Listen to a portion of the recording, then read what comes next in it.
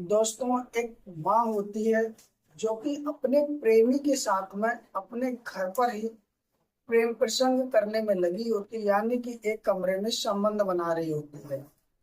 और उस महिला की उम्र लगभग 40 से 45 साल के आसपास की थी। जब वो संबंध बना रही होती है तो उसकी ही एक जवान बेटी होती है जिसकी उम्र 18-19 साल के आसपास थी। वो खिड़की से ये सब देख रही थी। अब आप सोच के देखिए, जो जवान लड़की किसी को संबंध बनाते हुए अपनी आंखों से देखेगी तो उसमें भी दोस्तों उत्तेजना ही भरेगी। और उस लड़की के मन में फिर उत्तेजना भरने लगती, मन और तन में। जब उसे कोई नहीं मिलता है तो वो अपने माँ के प्रेमी के साथ में ही कुछ ऐसा कर बैठती है जिससे एक लोगों की हत्या हो जाती है। आखिरकार उसकी माँ प्रेमी क्यों बना रखा था, और फिर उस प्रेमी ने ऐसा क्या किया उस लड़की के साथ में, दोस्तों जानेंगे इस कहानी में। इस वीडियो के अंत तक आप जरूर बने रहे। उम्मीद है ये सच्ची कहानी, सच्ची घटना आपको जरूर पसंद आएगी, और जो भी आपका राय हो वो हमें जरूर देना। नमस्कार दोस्तों, मेरा नाम अजय। चलते आज की कहानी देख रहा हूँ। आज की जो कहानी है मध्य प्रदेश से है, और मध्य प्रदेश में एक जिला पड़ता है सागर। और सागर जिला के अंतर्गत एक थाना पड़ता है खुरई थाना, और खुरई थाना के अंतर्गत एक गांव पड़ता है सौदरा गांव। सौदरा गांव में एक परिवार रहता था। परिवार में माँ थी, उसका एक बेटा था, एक बेटी थी। माँ का नाम ममता था, जो कि वो पेशे से शादी पार्टियों में डांस का काम किया करती थी। उसका एक बेटा था जिसका नाम देव था, और एक बेटी थी जो कि 17-18 साल के आसपास की, लगभग 18-19 साल के आसपास की थी, और उसका नाम मुस्कान था। अब दोस्तों, जो ममता थी, मुस्कान की माँ, उसके पति का देहांत काफी साल पहले हो चुका था। अब घर चलाने के लिए ममता डांस वगैरह करती थी, और उसी से घर का खर्चा चलता था। दोस्तों, धीरे धीरे समय निकलता चला जा रहा था कि 1 अप्रैल का दिन आता है।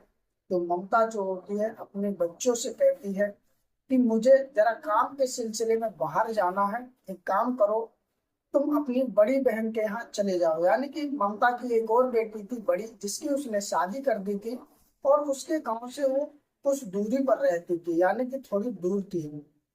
तो ममता कहती है अपने बेटे देव और मुस्कान से कि तुम अपनी वहाँ बहन के यहाँ चले जाओ, मैं जब आऊंगी फोन कर दूंगी, और उसके बाद तुम लोग आ जाना। अब दोस्तों, 1 अप्रैल को ममता, उनके दोनों बच्चे मुस्कान और देव साथ में घर से निकलते हैं। ममता घर पे ताला लगाती है, चली जाती है, और देव मुस्कान अपनी बड़ी बहन के यहाँ चले जाते हैं, और जो ममता होती है अपने काम से चली जाती है। अब दोस्तों, समय थोड़ा धीरे धीरे गुजरता है कि जो देव मुस्कान, यानी कि देव छोटा, तो मुस्कान जो थी वो अपनी माँ ममता को फोन करती है। तो वो देखती है कि फोन कोई लग ही नहीं रहा है। दोस्तों, धीरे धीरे 4 अप्रैल को जब वो फोन करती है, फोन लगता नहीं। 4 से 5 अप्रैल हो जाती है, फिर भी फोन नहीं लगता। अब मुस्कान के भी मन में चल रहा था कि आखिरकार माँ कहाँ गई है, फोन क्यों नहीं लग रहा है। क्योंकि 2-3 दिन गुजर चुके थे। मुस्कान भी सोच रही थी मैं अपने घर जाऊं, हर किसी को अपने घर पे ही अच्छा लगता है। अब दोस्तों, होता ऐसा है कि 6 अप्रैल गुजर जाता है। अब जब फोन लगता नहीं है, ममता का कुछ पता चलता नहीं है, तो ये जो मुस्कान होते हैं ये घबराने लगती है, क्योंकि उसकी माँ का पता नहीं चल रहा था। अब 7 अप्रैल को जो मुस्कान होती है सीधा अपने गांव आती है अपने भाई देव को लेकर के, और अपने घर पे जब पहुंचती है तो देखती है तो वहां वैसा ही ताला लगा हुआ है जैसा कि वो लगा के गए थे। अब दोस्तों, मुस्कान घबरा जाती है, और घबरा कर फिर सीधा खुरई थाने पहुंचती है। और खुरई थाने पहुंचने के बाद में पुलिस वालों को अपनी माँ के लापता होने की सूचना देती है, एफआईआर दर्ज कराती है कि मेरी माँ लापता हो गई, गुमशुदा हो गई है, और उसका फोन भी नहीं लग रहा। अब पुलिस वाले जो होते हैं उसकी माँ का फोन ले लेते हैं, और अपनी जांच पड़ताल है लिखा पड़ी वो चालू कर देते। इधर मुस्कान को घर भेज देते और कहते हैं कि तुम अपने घर जाओ, जैसा भी होगा तुम्हारी माँ का पता चलेगा हम तुम्हें जरूर सूचना करेंगे। और मुस्कान का भी फोन नंबर ले लेते हैं। अब दोस्तों, होता ऐसा है कि 7 अप्रैल को जैसे ही मुस्कान अपने घर में आती है तो देखती ताला लगा और चाबी उसकी माँ के पास है। तो आखिरकार क्या करें, तो मुस्कान फैसला लेती है कि ताला को तोड़ दिया जाए और बाहर से एक भारी पत्थर उठा के लाती वही गली से और ताला तोड़ने लगती है। वो ताला टूट जाता है। मुस्कान और दिल दोनों अंदर जाते हैं घर के। जब अंदर जाते हैं तो मुस्कान को बहुत ज्यादा बदबू लगती है। इस तरह की बदबू लगती है जैसे कोई जानवर मर जाता है और सड़ने लगता है, तब उसकी बदबू आती है। मुस्कान तो वो बदबू बर्दाश्त नहीं होती थी और वो बदबू जब देखती है तो कमरे की तरफ से आ रही है, और जब कमरे का गेट खोलती है तो वहां पर सब इधर उधर चीजें फैली होती हैं और बेड का थोड़ा सा मुंह खुला होता है, यानी कि जो बेड होता है उसका थोड़ा सा मुंह खुला, गद्दा भी इधर उधर होता। मुस्कान जैसे ही गद्दे को सही करने के लिए चलती है तो देखती है बेड के अंदर ही एक शव पड़ा हुआ है जो कि बहुत अस्त व्यस्त हालत में है। वो जब ध्यान से देखती है तो उसे पता चलता है कि जो उसके कपड़े हैं वो उसकी माँ के ही हैं। शव का शक्ल पहचान में नहीं आ रही क्योंकि सब काला पड़ चुका था और उसमें दोस्तों कीड़े पड़ चुके थे और बदबू उसी में से आ रही थी। अब मुस्कान जैसे ये सब देखती है और चीखने चिल्लाने लगती है और वहां के आसपास के लोग इकट्ठे होते हैं और उसके बाद मुस्कान पुलिस वालों को तुरंत ही सूचना देती है। पुलिस वाले जो होते हैं मौके पर पहुंचते हैं, सब को जो कब्जे में लेके पंचनामा करके पोस्टमार्टम के लिए भेजते हैं। पता चल जाता है कि सब वो किसी और का नहीं, मुस्कान की माँ का ही है, जो कि ममता थी, उसका ये सब है। अब दोस्तों जिस तरह पुलिस वाले उस सबको निकालते पोस्टमार्टम के लिए भेज देते हैं और वहां का फिर मुआयना करते हैं, देखने से ऐसा लग रहा था जैसे लूटपाट की वजह से इस हत्या का अंजाम दिया गया है इसका। अब जो कि पुलिस वाले होते हैं फिर उसका इन्वेस्टिगेशन करते हैं, यानी कि छानबीन करने लगते हैं और छानबीन करते करते दोस्तों समय गुजरने लगता है। जो मुस्कान होती है, जब पुलिस वाले से पूछती है कुछ पता चला, तो पुलिस वाले कुछ भी जवाब दे नहीं पाते हैं। ममता का फोन भी ट्रैक करते हैं ये लोग पुलिस वाले, लेकिन ऐसा कुछ सबूत नहीं मिल रहा था जिससे कातिल का पता चल सके कि आखिरकार मुस्कान की हत्या किसने की है।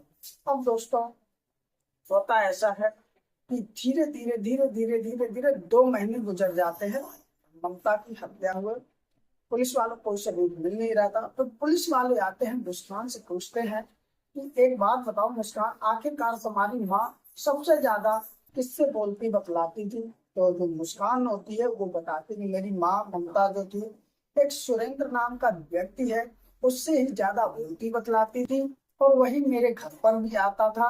अब जो पुलिस वाले होते हैं फिर उस समय का सीसीटीवी कैमरा खंगालते हैं तो उसमें ममता तो आती दिख जाती है और कोई साथ में होता नहीं और सही से शक्ल भी नहीं दिखती है क्योंकि वो ऑटो में बैठी हुई होती है। अब दोस्तों पुलिस वाले को एक पहलू मिल चुका था। सुरेंद्र, वो सोचती है कि एक काम करो, सुरेंद्र को ही पकड़ते हैं और उससे ही पूछताछ करते, शायद कुछ आगे कहानी बढ़ सके, इस केस में कुछ मदद मिल सके। अब पुलिस वाले जो होते हैं सुरेंद्र को ढूंढने लगते हैं और जो सुरेंद्र होता है वो भी कई दिन से लापता चल रहा था, लेकिन धीरे धीरे केस में 2 महीने गुजर गए तो उसके भी मन से भय निकल गया कि शायद अब ये केस ठंडा पड़ गया, अब कुछ होगा नहीं। और पुलिस वाले जाते हैं सुरेंद्र को पकड़ लेते हैं। जैसे ही पुलिस वाले सुरेंद्र को पकड़ते हैं वो डर जाता है। पुलिस वाले तो सिर्फ शक के आधार पर गए थे उसे पकड़ने के लिए कि शायद इसे पकड़ेंगे तो कुछ ये बात बताए जिससे हमें आगे के लिए रास्ता दिख जाए, लेकिन सुरेंद्र इतना डर जाता पुलिस वालों देख के तो वो खुद ही कहने लगता है कि साहब मैंने ये जानबूझ के नहीं किया, मेरे से ये धोखे में हो गया। जैसे इतनी बात सुरेंद्र कहता है पुलिस वाला तुरंत उसको पकड़ करके थाने में ले जाते हैं और थाने में ले जाने के बाद में कहते हैं आप सच सच बताओ क्या बात है। तो सुरेंद्र फिर से वही बात कहता है कि साहब मैं ममता को उसकी हत्या करना नहीं चाहता था, ममता की ये तो सब जाने अनजाने में हो गया। तो पुलिस वाले कहते आखिरकार तूने हत्या की ही क्यों, तू तो सबसे करीबी था ममता का, जिस तरह ममता की बेटी बता रही थी कि तुम उसके घर आते थे, उससे बोलते थे, बतलाते थे। तो सुरेंद्र फिर एक कहानी बताता हूँ। सुरेंद्र कहता है कि देखो मैं जो था काफी सालों से ममता के साथ रहता था, एक तरह से ऐसे मान लीजिए कि ममता का मैनेजर था। ममता कहाँ डांस करेगी, कितना पैसा लेगी, ये सब मैं ही तय करता था। और उसके अलावा ममता का काम इतना था कि मैं जब पार्टी बुक कर लेता तो वो जाके वहां उसका डांस करना था। अब धीरे धीरे मेरे और ममता के बीच में नजदीकियां बढ़ती, क्योंकि ममता का पति काफी समय पहले खत्म हो गया था।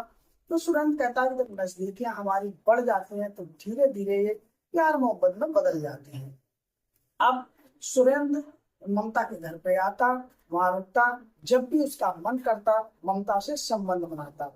धीरे धीरे सालों साल बीतते चले जा रहे थे और सब कुछ अच्छी तरीके से चल रहा था। होता ऐसा है कि एक दिन ममता सुरेंद्र जब संबंध बना रहे थे तो मुस्कान जो होती खिड़की से देखती है। अब ये दोनों लोग निर्वस्त अवस्था में होते और संबंध बना रहे, तो जो मुस्कान होती वो भी उनके नस भर जाती है और उसका भी वो सब करने का मन करने लगता है जो कि उसकी माँ कर रही थी। लेकिन दोस्तों डर इस बात का था कि वो सुरेंद्र से कैसे कहे, क्योंकि अगर कह दिया, कहीं उसने उसकी माँ से कह दिया तो उसकी और पिटाई होगी। दोस्तों एक दिन ऐसा आता है, सुरेंद्र जब ममता के घर आता है और ममता घर पे होती नहीं है, बाहर गई होती है, सिर्फ मुस्कान अकेली होती है। सुरेंद्र वैसे भी आ जाता था, बैठता था, घर में कोई हो या ना हो, कोई उसे रोक टोक नहीं थी। अब सुरेंद्र जब बैठता है तो मुस्कान उसके लिए पानी लाती है, उसे देख के मुस्कुराती है। तो सुरेंद्र सोचता है कि ये मुस्कुरा तो रही है, तो दरअसल सुरेंद्र जो होता है वो तारीफ कर देती है, कर देता है कि तुम अपनी माँ से भी ज्यादा खूबसूरत और सुंदर हो। अब दोस्तों मुस्कान तो चाह ही रही थी कि उसकी जो हसरत है वो पूरी हो। इधर दोस्तों जब वो तारीफ करता है तो ममता भी जो होती है उसके पास बैठ जाती और कहती अच्छे तो तुम भी हो। दोस्तों इन लोगों में अब ऐसे समझो कि जो सुरेंद्र था वो सोचता है मुझे खूबसूरत जवान लड़की मिल रही है तो कौन ऐसा मौका छोड़ेगा। उसकी तारीफ करता और कहता तुम मुझे तुम्हारी माँ से भी ज्यादा अच्छी लगती हो, मैं तुम्हें भी चाहता हूँ। अब दोस्तों मुस्कान जो होती है वो भी कहती मैं भी तुम्हें चाहती हूँ, लेकिन मैं माँ की डर से कह नहीं सकती। इन दोनों में प्यार का इजहार हो जाता है। और एक बात होती है, मुस्कान कहती है कि ऐसा कुछ भी ना होना चाहिए जो मेरी माँ को पता चले। और सुरेंद्र भी चाहता था कि उसकी माँ को ना पता चले, क्योंकि जो माँ भी उसे तो मिल रही थी मौज मस्ती करने के लिए और अब तो बेटी भी मिल गई। उसके बाद में दोस्तों सुरेंद्र मुस्कान के साथ में ही संबंध बनाने लगता है। अब उसे एक खूबसूरत नौजवान लड़की मिलती है तो उसकी माँ से भी ज्यादा आनंद मुस्कान में आता। सुरेंद्र भी चाहता था कि इसे ना छोड़ा जाए। अब जब ये मुस्कान के साथ संबंध बनाता है तो दोनों निर्वस्त होते हैं। उसी अवस्था में सुरेंद्र जो होता है अपने फोन से एक फोटो खींचता है, फोटो खींच लेता है और फिर मुस्कान को दिखाता है। तो मुस्कान कहते हैं अरे तुम्हारा फोन तो मेरी माँ भी चला लेती है, चेक कर लेती है, अगर कहीं ये सब मेरी माँ ने देख लिया तो पता नहीं क्या करेगी। सुरेंद्र भी सोचता हाँ बात तो सही है और वो गैलरी से डिलीट कर देता है। लेकिन सुरेंद्र ज्यादा पढ़ा लिखा था नहीं, उसे ये पता नहीं था कि गैलरी से जो फोटो डिलीट करते हैं वो एक ऐप होता है रिसाइकिल, उसमें पहुंच जाता है। किसी किसी फोन में विल नाम से भी होता है, उसमें पहुंच जाता है, जिससे गलती से फोटो डिलीट हो जाए तो उससे दोबारा रिस्टोर कर सके। तो सुरेंद्र जो होता है गैलरी से डिलीट कर देता है लेकिन रिसाइकिल से नहीं करता है। और दोस्तों इसी तरह कुछ और समय गुजरता और ये मुस्कान के साथ में अपने दिल की हसरत पूरी करता और उसकी माँ के साथ में। दोस्तों धीरे धीरे 1 अप्रैल आ जाता है, जैसे कि ममता और उसके बच्चे चले जाते हैं तो सुरेंद्र फिर 4 अप्रैल को ममता से मिलने पहुंचता है, क्योंकि 4 अप्रैल को ममता जो होती है घर पे आती है ऑटो से, साथ में सुरेंद्र भी आता है। और आने के बाद में इन दोनों के संबंध बनते हैं और संबंध बनने के बाद में जब ममता और सुरेंद्र के संबंध बनते हैं तो जो कि ममता होती है सुरेंद्र के फोन चलाती है और फोन चलाने के समय ही गलती से उसकी फोटो होती है तो वो डिलीट हो जाती है। जैसे डिलीट होती है तो ममता थोड़ी पढ़ी लिखी थी, वो रिसाइकिल जो फोल्डर होता है उसमें जाती है। तो जाने के बाद में वो फोटो जो डिलीट हुई गलती से उसमें वो दोबारा रिस्टोर कर देती है। और उसी बीच उसकी नजर पड़ती है कि कोई लड़की है जो कि निर्वस्त अवस्था में है। वो जब उस फोटो को क्लिक करती तो वो बड़ी होके आ जाती है और देखते ही उसके पैरों तले जमीन खिसक जाती है कि वो लड़की कोई और नहीं उसी की बेटी होती है जो बिल्कुल निर्वस्त अवस्था में है और सुरेंद्र के ही साथ में है। यानी कि वो समझ जाती है कि सुरेंद्र मेरे साथ में नहीं मेरी बेटी के साथ में भी ये सब कर रहा है। वैसे ही वो सुरेंद्र को बुलाती है और फोटो दिखाती है और उसके बाद में वो इतनी गुस्से में आ जाती है कि एक 18 सुरेंद्र को सुनाने लगती है और कहती है कि मैं तुम्हें छोड़ूंगी नहीं, मैं अभी जा रही हूँ पुलिस स्टेशन और तुम्हारे खिलाफ कार्रवाई कराऊंगी। अब सुरेंद्र जो होता है वो समझाता है, लेकिन जो कि ममता होती है वो समझने का नाम ही नहीं लेती है। और सुरेंद्र बहुत तरह तरह समझाता है, लेकिन ममता उसे मारने पीटने लगती है। यानी बहुत गुस्से में सुरेंद्र भी देख लेता है कि अब मेरे बचने के कोई चांस नहीं है। उसके बाद में सुरेंद्र जो होता है ममता का गला दबा करके हत्या कर देता और उसका सब उसी बैग में डाल करके और ताला लगा के चला जाता। इस तरह दोस्तों कहीं ना कहीं ममता की हत्या हो जाती है। और ये सारी कहानी तो सुरेंद्र जो होता है पुलिस वालों को बताता है, तो कहीं ना कहीं पुलिस वाले भी सुनते हैरान हो जाते हैं दोस्तों कि आखिरकार ऐसा कैसे हो सकता है। लेकिन दोस्तों आखिरकार ये हो गया। पुलिस वाले सुरेंद्र को उठा करके जेल में डाल देते और जेल में डालने के बाद में दोस्तों सारी कहानी पुलिस वालों को पता चल जाती। तो दोस्तों आज की रही ये कहानी।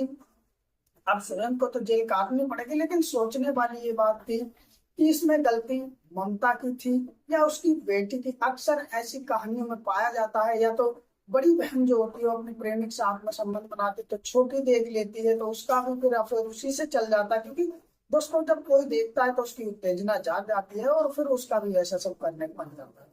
तो इस कहानी के बारे में आपकी जो भी राय हो हमें कमेंट बॉक्स में जरूर बताना, और वीडियो अच्छी लगी तो लाइक भी कर देना। और इस तरह की वीडियो आप और भी सुनना चाहते हैं तो दोस्तों चैनल को जरूर सब्सक्राइब करें और वीडियो को ज्यादा से ज्यादा शेयर करें। फिर मिलते हैं किसी और कहानी के साथ, तब तक के लिए नमस्कार।